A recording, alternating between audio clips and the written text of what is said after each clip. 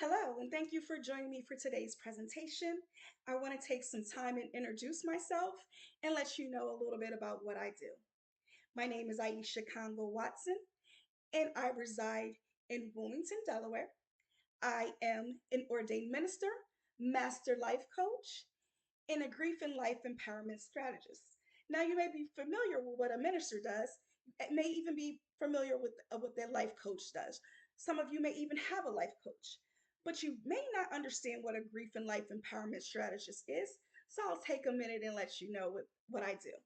So, as a grief and life empowerment strategist, I am committed to helping people grow. I help them gauge their emotions, reflect on their feelings, overcome their challenges, and work on resilience. Now, this is done based on faith principles.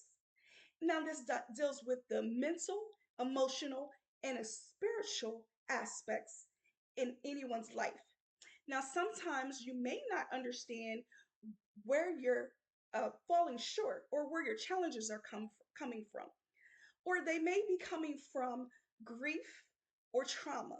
And that's what my focal point is, helping people to heal from those things that have come against them or us, because I speak from personal experience, helping people come up against the things that have been coming up against them and help them work through it to find a place of healing.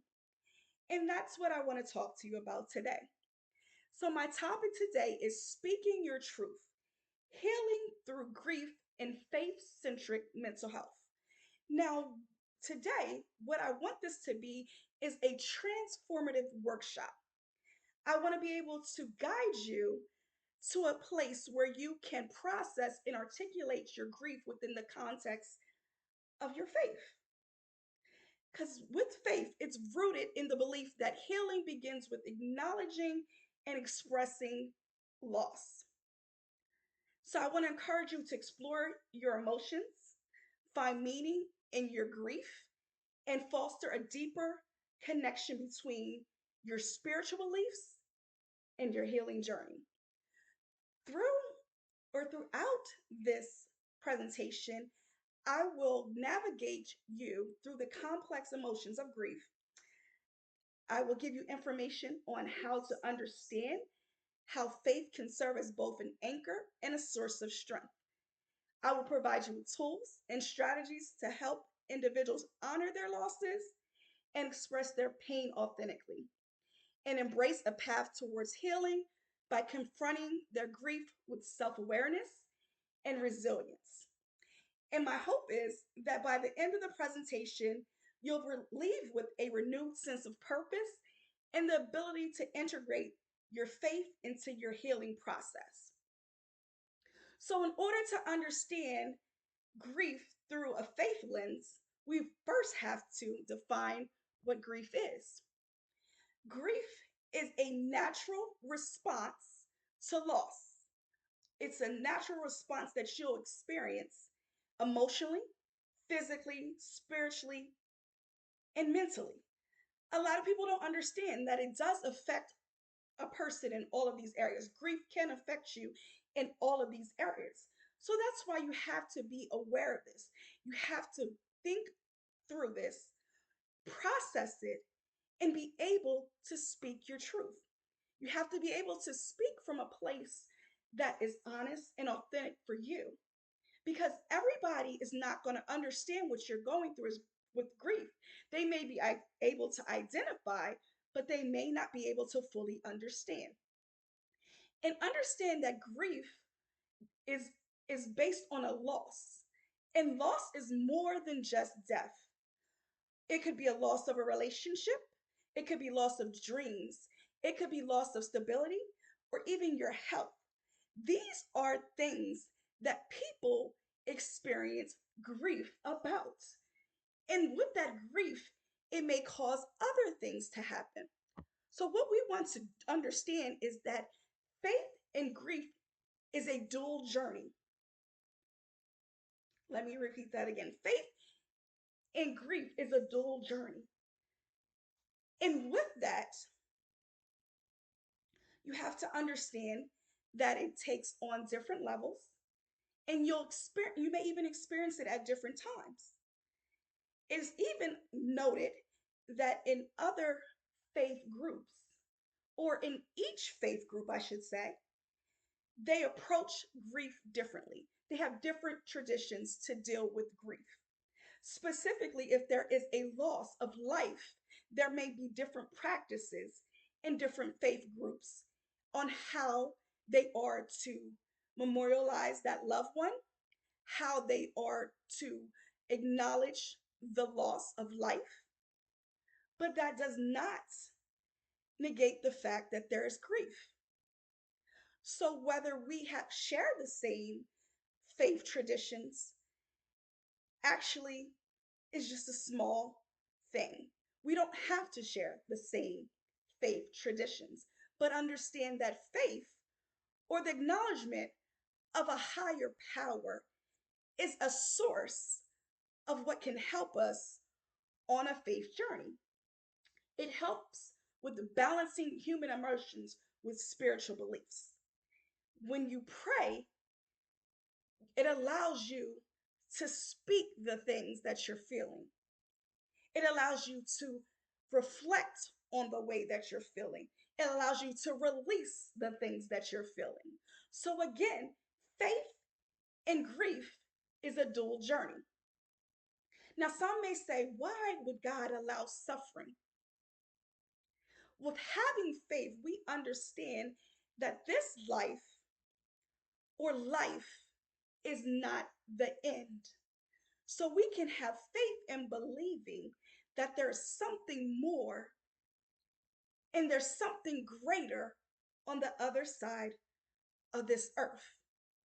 But in order to understand this, we have to understand our faith principles. We have to understand who and what our higher power is. And we have to be able to give a voice to grief. And giving voice to grief is speaking your truth. Again, it's breaking the silence around grief. That's what we want to do. We want to break the silence around grief. We want to break the silence around mental health. We want to break the silence on things that are considered taboo, things that have a negative stigma. We want to remove that negative stigma when it comes to mental health. And we want to incorporate principles of faith. Breaking the silence around grief, it's important to acknowledge the pain rather than suppressing it. You definitely don't want to suppress the pain, because with anything that is pushed down, it eventually rises up. With anything that's contained, it eventually comes up if there's a force behind it. For instance, and I've heard through my studies and through reflection, that you think of it like putting a lid on a pot of boiling water. So we can think about that as our pain or emotions of grief. It's bubbling, it's boiling, but we're trying to contain it with the lid. Once it gets to a point, it's going to release. So rather than release unexpectedly or cause a mess, we want to make sure that we stay aware of our emotions so that we can speak our truth and so that we can understand that there is a higher power that is our comforter and our source of strength. Another example to make it even clearer about suppressing your feelings of grief, or a metaphor that I can use to make it clear of what that would look like to suppress your grief, is if you had a bottle. Even though, and you shake it up, even if it has a lid on there or a top on there, if you shake it up, at some point, even the slightest thing that will adjust the cap So even the slightest thing in your life that may feel like a agitation or adjustment to you is going to cause an eruption. It's going to cause an explosion. And let me just give you one other example. Let's think of a volcano.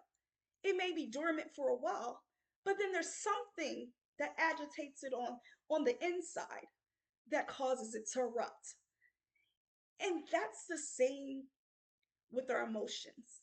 There could be something that agitates us, something that triggers us, something that causes us to think or process that emotion that we're unaware of that causes it to come up. But we don't want that to come up in a negative way. We want to be able to honestly express our feelings, honestly talk about how we're feeling. We want to be able to share that with others so that they understand that even your new normal is not abnormal. So I want to break the myth of if you have faith, then you don't grieve. If you have faith, then you don't suffer. If you have faith, then you don't have a mental illness. We want to come against that myth and we want to speak the truth about that. What we can say is that if you have faith, you have a comforter. If you have faith, then you have foundations, you have principles, you have tools that you can use that will allow you to deal with those emotions. It will allow you to overcome those emotions. It will allow you to address those challenges. It will allow you to see things differently. It will allow you to keep going. It will allow you to have resilience. It will allow you to have a sense of purpose. It will give you a renewed strength. And with this, there are ways not only, or the importance of talking about this is again to share with others. And it allows you to find strength in faith because faith is a healing tool. If faith is a spiritual practice or having faith, you can develop a spiritual practice and it can aid you in emotional healing. That brings me back to prayer, being able to talk about it, being able to let it out, being able to vent to God. With that, it allows you to be able to open up, and that also clears your mind. That also allows for growth. That also allows for healing. And you can also do it through meditation, just simply sitting with yourself, knowing or having the faith that as I sit and I reflect on this, God even knows my thoughts. He knows what I need. And you can find strength as God being your source. You can find strength in faith. You can find strength in your spiritual leaders. And that's an important thing too with seeking strength from your spiritual leaders because your faith based community can play a major role in your healing. They can help you with any questions that you may have, any feelings of doubt or spiritual dryness. They can help you, your spiritual leaders can help you normalize your faith struggles because everybody struggles with faith. Anyone that is in a faith based community has probably questioned what it means to believe or what it means to have faith because faith is an evidence of evidence of things not seen. It's a belief in a thing that's not seen. So you may question, how can this be? But with the community, it will help you understand, and it will even help you normalize your struggles. It will help you, and it can help you heal and rebuild by having trust in God, and that faith in God, our higher power. And it will give you a source of renewed strength within yourself. But you have to be willing to embrace healing to continue to move forward. So you have to understand what healing looks like. It's not about moving on, but it's about learning to move forward. Healing is not linear, so you may have some setbacks. But again, you have resources. Faith gives you resources to rely on. Faith gives you a source to go back to. Faith allows you to have a constant that you can depend on. When you get to a place where you may be facing mental challenges, then there's a leader that you can go to. There's sources such as prayers and biblical texts that you can read to get understanding, to help you learn more about what you're experiencing. And this will create a personal healing plan, because that's what you want to do. You want to create a personal healing plan. Grief, again, is never going to look the same for everybody. So you can't necessarily expect for your journey to look the same as someone else. But understand that there is somebody that is equipped to help you. There are sources and resources equipped to help you. So you don't have to feel like you have to do it on your own. You don't have to feel like you're you know you're alone in this journey. You don't have to feel like you there is no answer or there is no hope. Faith provides hope. Faith provides hope beyond what you can see. Faith gives you a sense of strength. It gives you the ability to to uh, to to be able.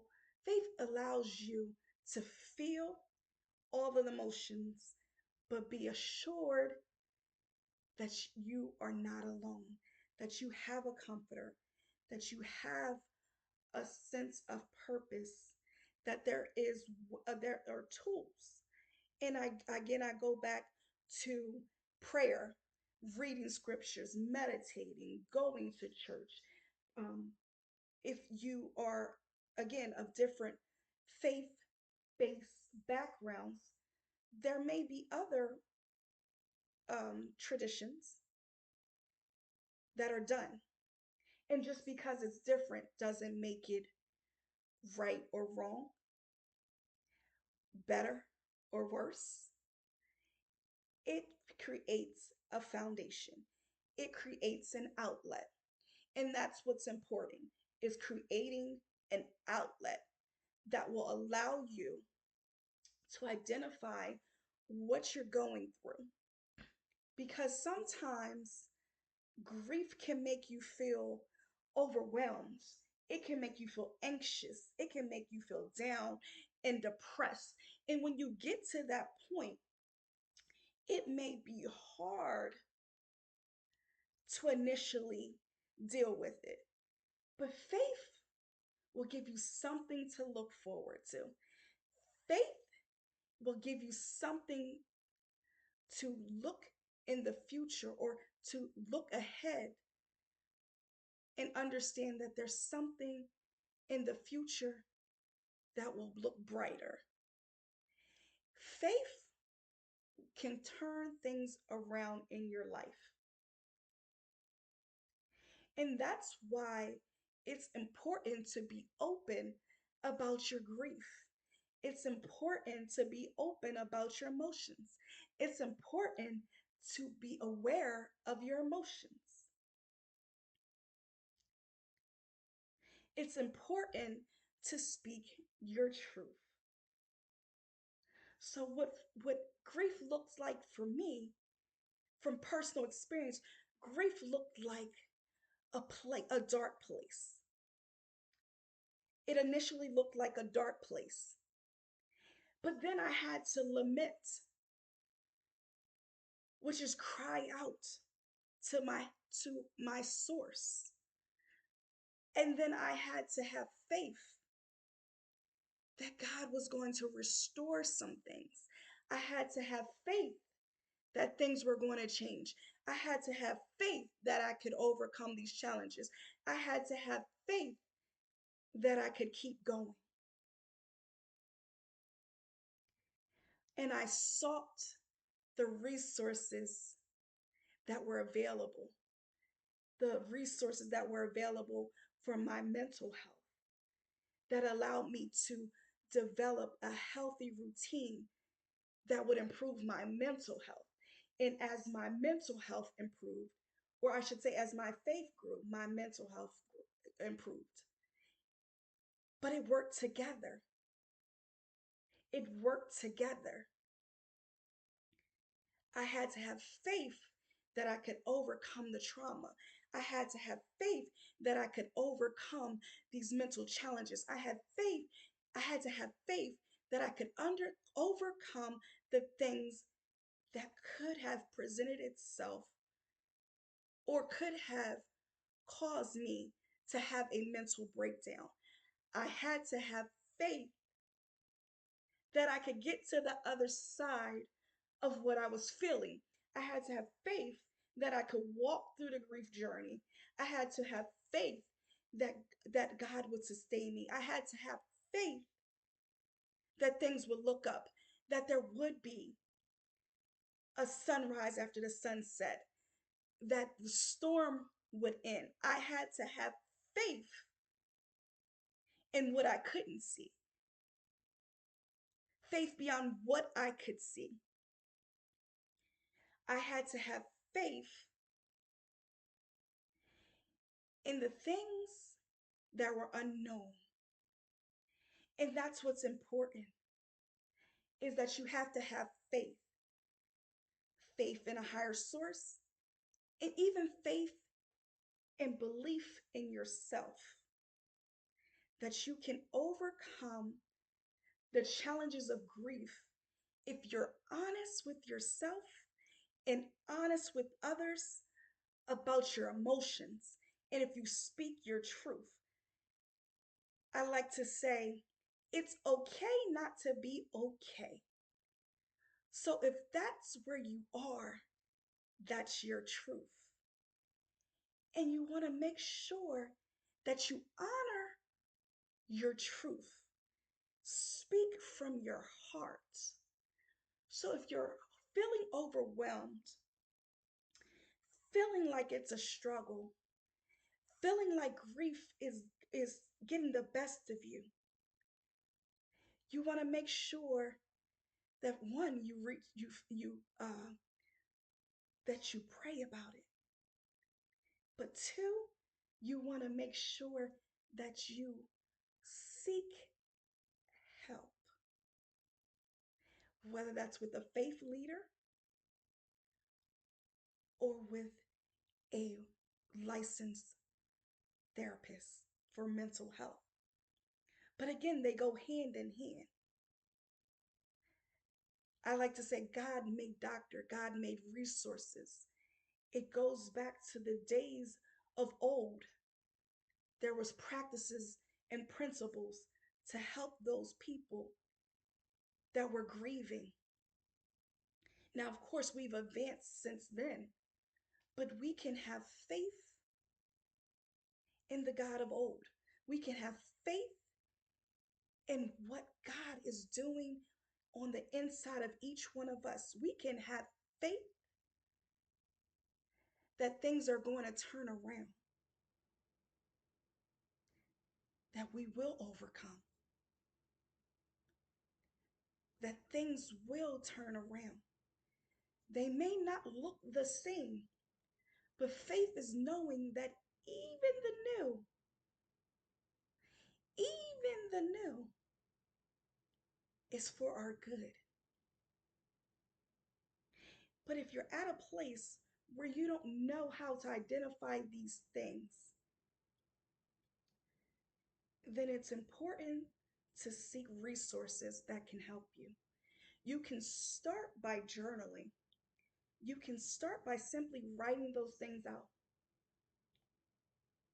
You can start by simply just releasing the thoughts from your mind, because this will create a routine that is good not only for it's good for your mental health, and understanding that when you develop a routine that helps with your emotions, it's going to help you mentally and spiritually. That all goes hand in hand. So it's important to develop in a routine that will allow you to deal with and heal from your grief.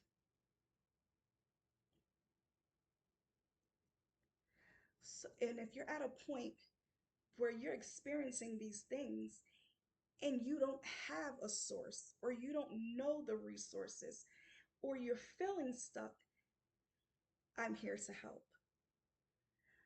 So if I'm available virtually, I'm available for prayer, I'm available for counseling, and I can be reached on my website, which is www.ieshacongo-watson.com. And again, I'm here to help you grow. I'm here to help you develop those things that will be lasting, that will help your healing. Because healing starts with feeling. And we want you to be able to be honest with yourself. And we want you to be able to speak your truth so that you can heal. You may not feel like you're ever going to be to a place of being whole, but we get to a place of healing, a place of balance, a place where you are balanced mentally, physically, spiritually, and emotionally. So again, I thank you for your time, and I pray that this blessed you.